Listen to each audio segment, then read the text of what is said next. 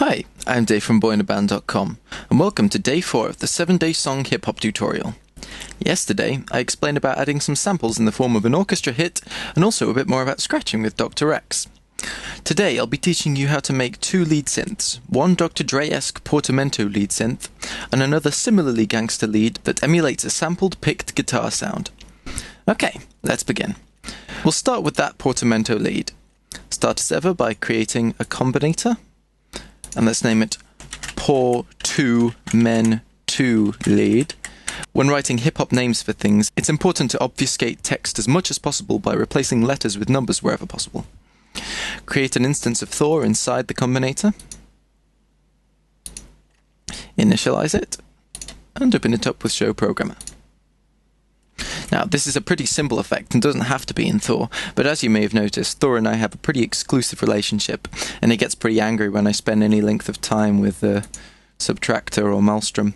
I think it's self-conscious about its weight. I'll just add in some notes now so we can hear the synth build up.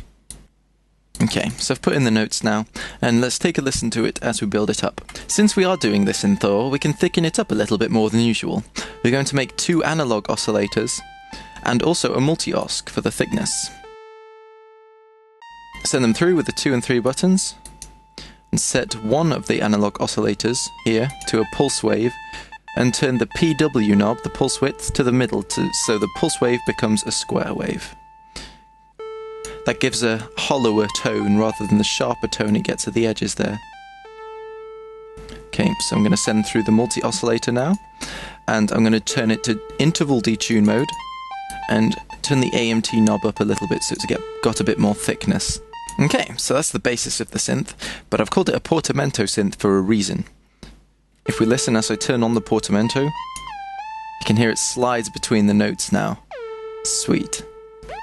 That's more like it. Now, remove the filter, and that gives it the high end because this is a very high-pitched effect. Turn the sustain up to full in the amp envelope down here, since this synth usually has really long notes to make the most of the sound, and we don't want to lose any of that volume over time. Lastly, turn on the chorus. If you want it to be less prominent, which is probably a good idea considering how piercing and potentially annoying this synth can be if it's too much of a focal point, turn the dry-wet knob closer to wet. And that makes it less punchy, but has much more width.